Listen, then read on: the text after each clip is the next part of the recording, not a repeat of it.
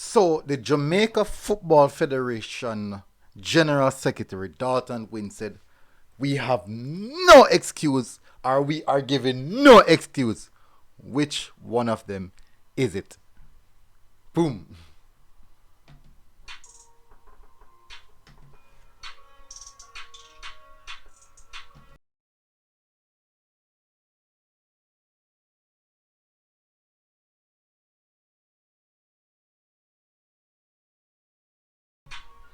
All right, people, welcome again to MG Sports TV. I am your host, MG.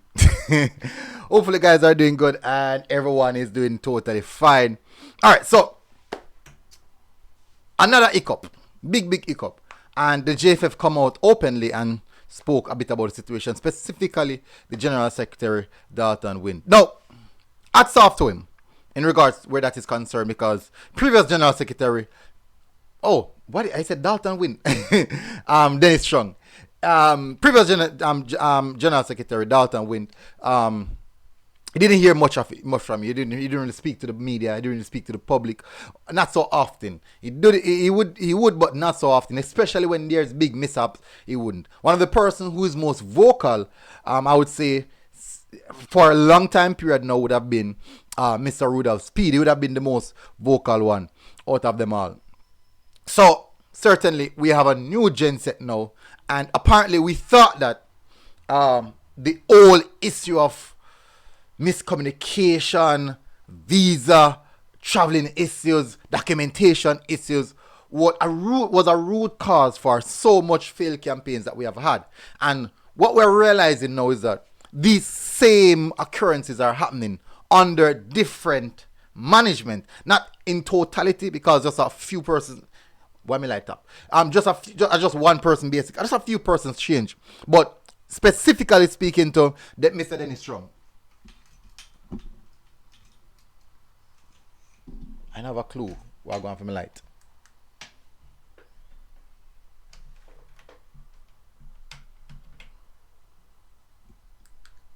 Yeah, makes sense. Yes, specifically, I'm speaking to Mr. Dennis Strong. And when Mr. Dennis Strong came into the position, he did a social media rally, I would say. It's a marathon. He did a social media marathon. All the various media outlets, even my channel, he came on and basically was asked similar questions in regards to the operations of the JFF, all the issues that we have faced, how we plan to eradicate those issues, how we plan to move away from those issues. So this is in entirety the type of question that we have been asking, and what's going to happen when we have these major mishaps even under his watch. And one of his biggest statements that he said that not statement, but one of the most often used word that he will use on all of these social media and also media outlets platform would have been accountability. Accountability. We must take accountability. We have to take accountability. Transparency is one of them, but accountability is the first factor. We must be accountable, must take accountability for this. We did this, with whatever. Accountability. Now, certainly, we have seen a few mishaps since he has been in office. We have seen that.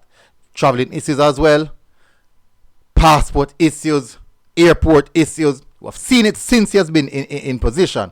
So that goes to say that Dalton Wynn could have been the problem, but was not the entirety, the overall problem. There are still issues within the organization. There are still persons within the organization which needs to be held accountable, which needs to let go of certain position, because apparently they just can't be professional. They can't carry out their duties efficient enough for us to see some level of success where football in Jamaica is concerned. No, they say that you don't have to know a lot about football for you to be in certain position, especially in the JFF, but once you need to be good in management. That's just general football. You have to be good in management, marketing, and all these aspects. You don't necessarily have to even have would have been former players or whatever. You don't necessarily have to be that. You just have to be a very good manager. Some of the best managers in the world, they're not professional footballers, and they weren't even the best footballers. There were just some average footballers, some bang average footballers, or some persons who studied their coaching, like whatever reasons, and now they are the top level of the football pyramid where coaching is concerned.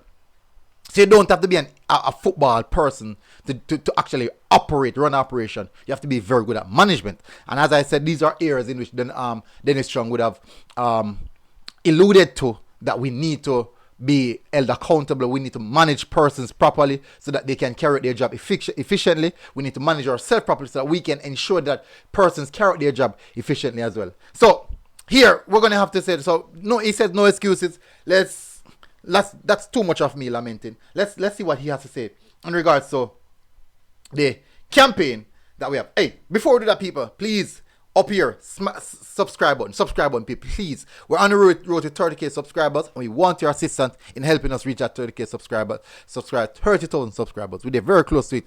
And also hit that like button, share the content, turn on your notifications so you get the notification each time we go live. So let me just run through the article. I won't make it long, people. I won't make it long. I'm going to make it as brisk as possible.